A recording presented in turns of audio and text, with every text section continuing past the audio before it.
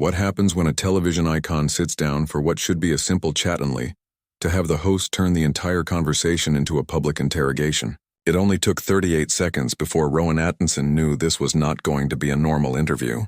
The beloved actor walked onto Lorraine Kelly's show expecting warmth and hospitality. What he got instead was a shocking display of entitlement that left the audience speechless and the panel members frozen in their seats. This was not supposed to go like this. The studio lights were bright that morning.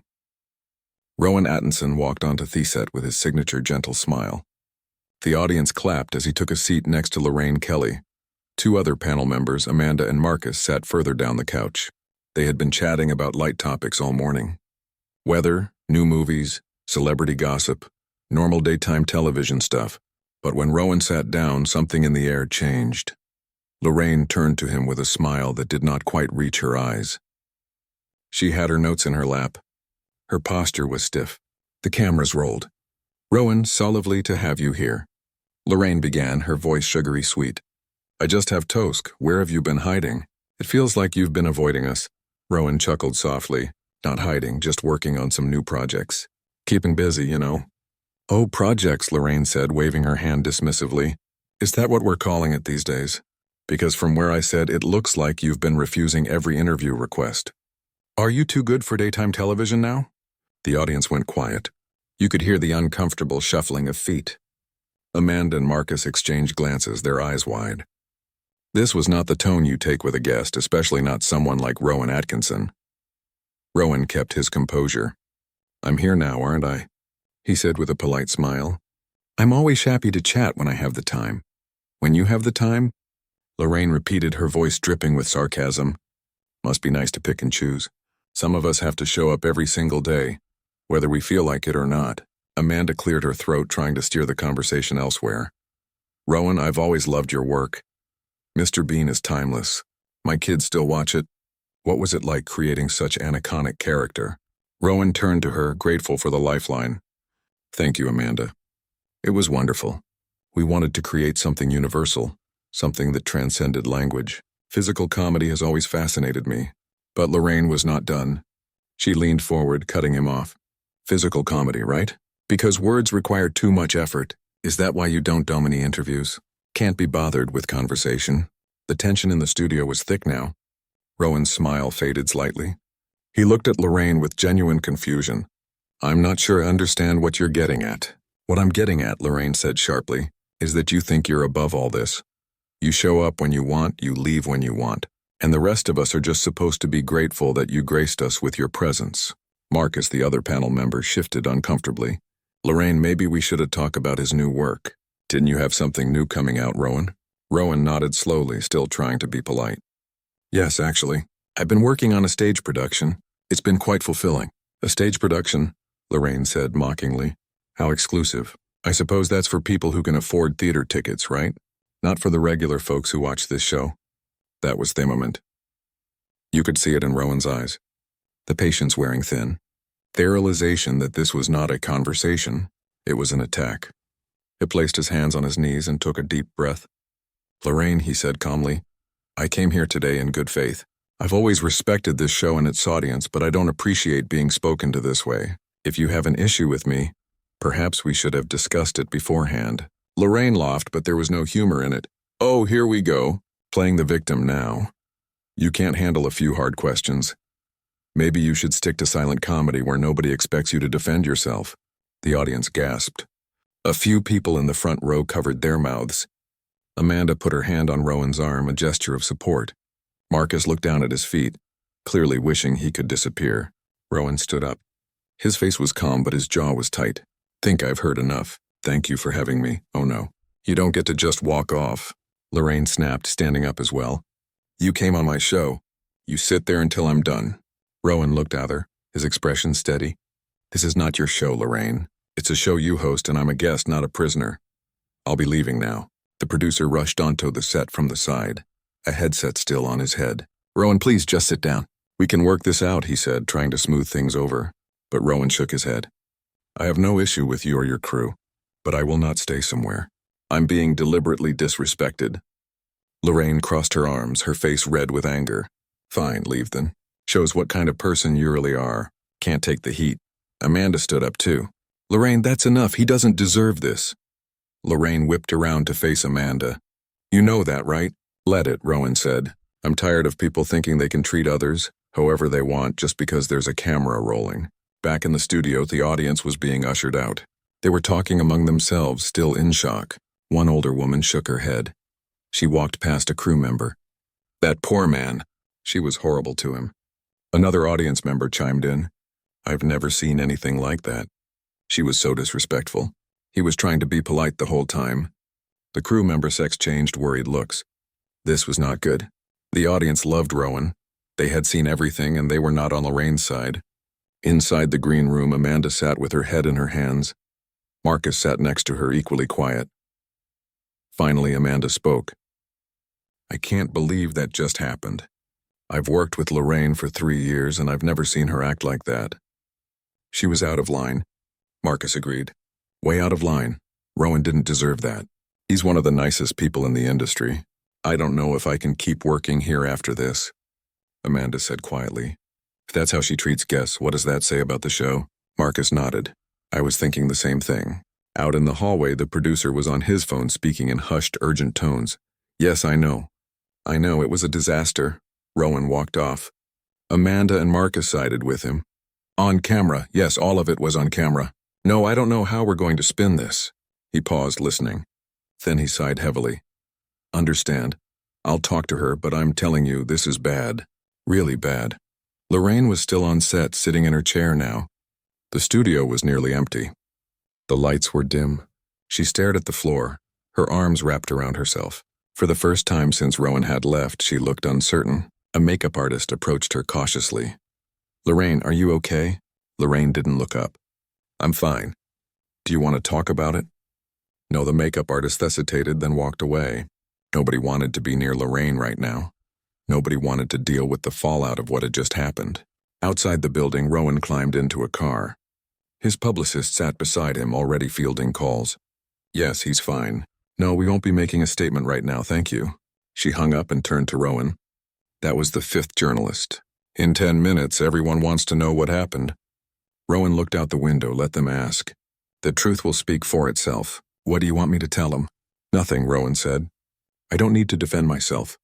Everyone in that studio saw what happened. The audience, the crew, Amanda, Marcus, they all saw it. His publicist nodded.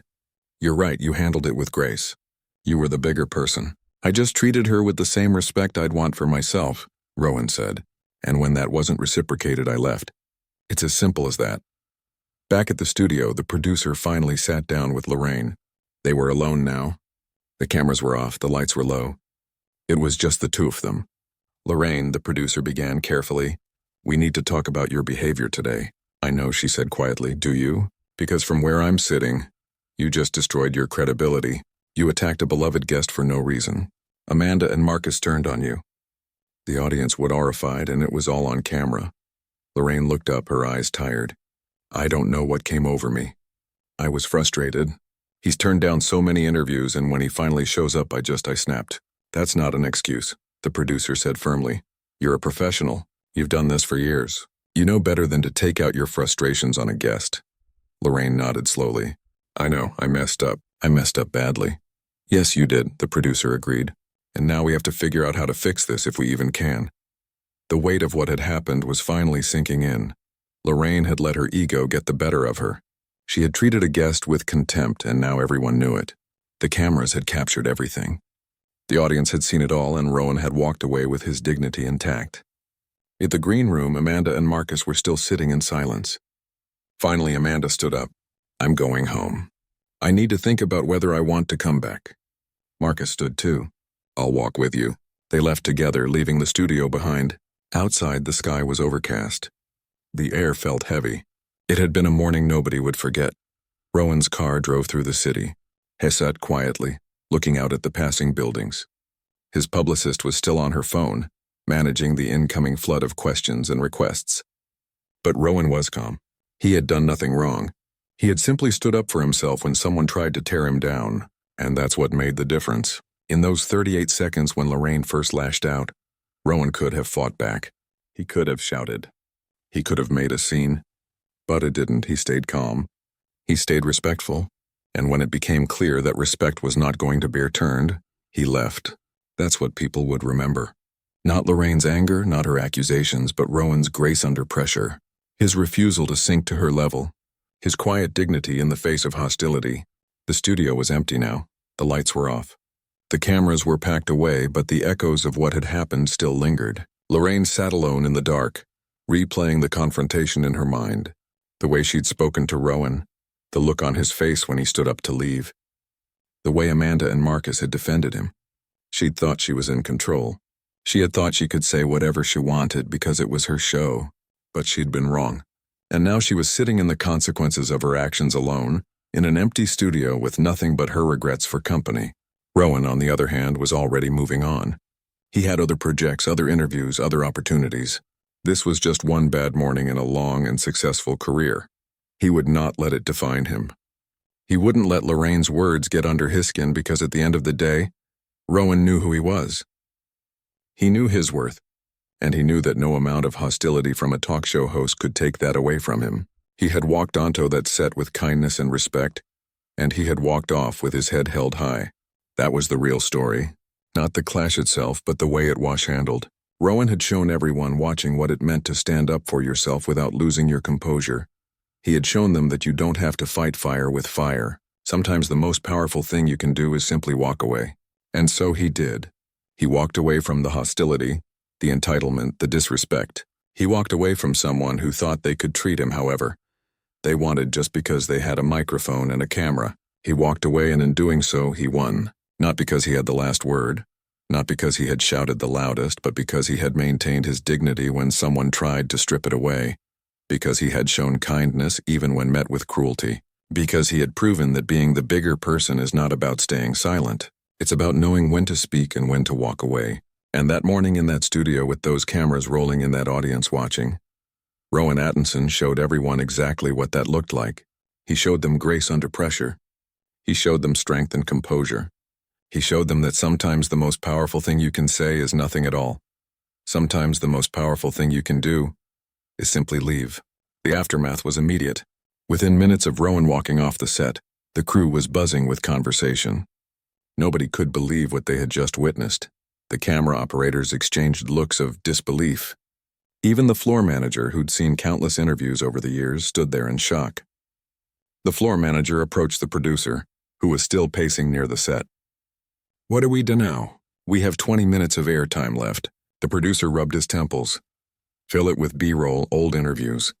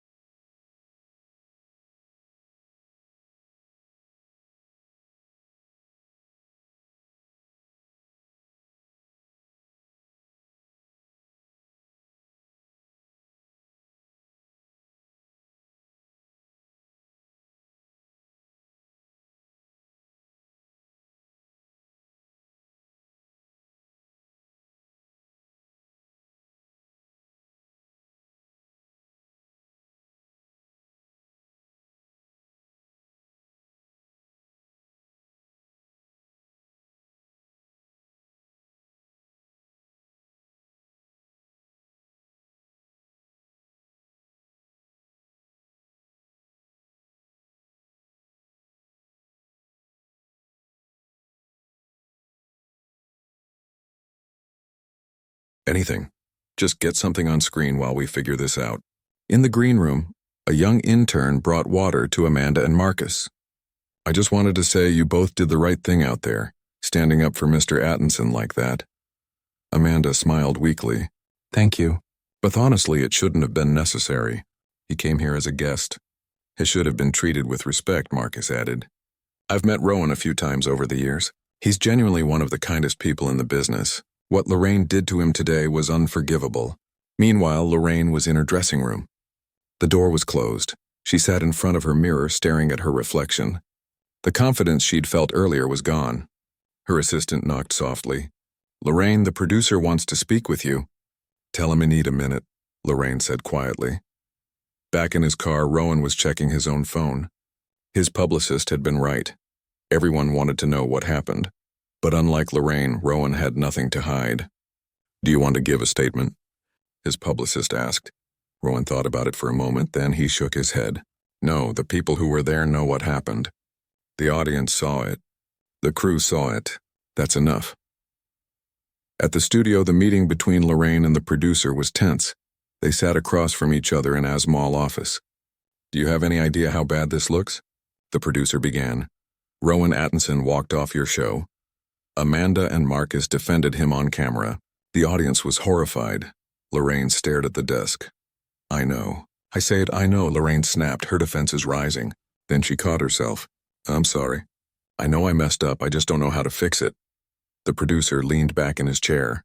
I'm not sure you can fix it. Note immediately anyway. This is going to be news.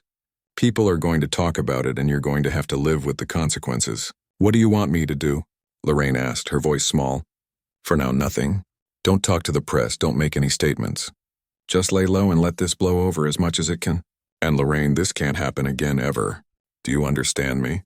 Lorraine nodded slowly. I understand, the producer stood up. Good. Now go home. Take the rest of the day off. We'll figure out how to move forward tomorrow. Lorraine left the office and walked through the empty hallways of the studio. It felt different now, colder, more hostile. People who usually greeted her cheerfully looked away. Nobody wanted to make eye contact. Nobody wanted to be associated with what had happened. She gathered her things from her dressing room and left through the back exit. Her car was waiting. The driver opened the door for her without a word. As they pulled away from the studio, Lorraine looked out the window. The city passed by in a blur. She felt numb. By evening, the story had already spread. Social media was buzzing. News outlets were covering it. Everyone had an opinion. Most of those opinions were not kind to Lorraine. People who had watched the show were posting about what they had seen. The audience members were sharing their experiences and the consensus was clear. Lorraine had been out of line. Rowan had been the victim and he had handled it with grace. One audience member posted online, I was there this morning. I saw the whole thing. Lorraine Kelly was absolutely horrible to Rowan Atkinson. He tried so hard to be polite, but she just kept attacking him. I've lost all respect for her. Another wrote, Amanda and Marcus were the real heroes today. They stood up for Rowan when Lorraine was being a bully. Good for them. I hope they get their own show. A third person commented, Rowan Atkinson is a class act. The way he stayed calm even when Lorraine was tearing into him shows what kind of person he is. She should be ashamed of herself. At home, Rowan poured himself a cup of tea and sat in his living room. His phone was still buzzing with messages, but he had turned off the notifications. He didn't need to read them.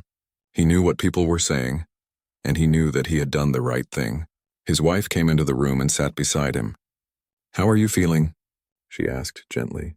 I'm fine, Rowan said with a small smile. It wasn't pleasant, but I'm fine. I saw some of the posts online. People are really supporting you. That's kind of them, Rowan said. But I didn't do it for support. I did it because it was the right thing to do. Nobody should have tossed it there and be insulted just because someone has a camera pointed at them. His wife squeezed his hand. I'm proud of you. You handled it beautifully. Thank you, Rowan said. Now let's not talk about it anymore. What should we have for dinner? Meanwhile, Lorraine sat alone in her house. The curtains were drawn. The lights were dim. Her phone was on the table face down. She didn't want to see the messages. She didn't want to read the comments. She already knew what they said. And they were right. She had been wrong. Terribly publicly wrong. And now she had to live with that. She thought about calling Rowan, apologizing, trying to make it right. But she knew it wouldn't help. The damage was done. An apology now would just look like damage control. And Rowan deserved better than that. Had deserved an apology that was genuine, not strategic. And right now, sitting in her guilt and shame, Lorraine wasn't sure she could give him that. The memory of what happened would linger. For Lorraine, it was a reminder of what happens when ego overtakes empathy. For Rowan, it was a reminder that standing up for yourself doesn't make you difficult. It makes you strong.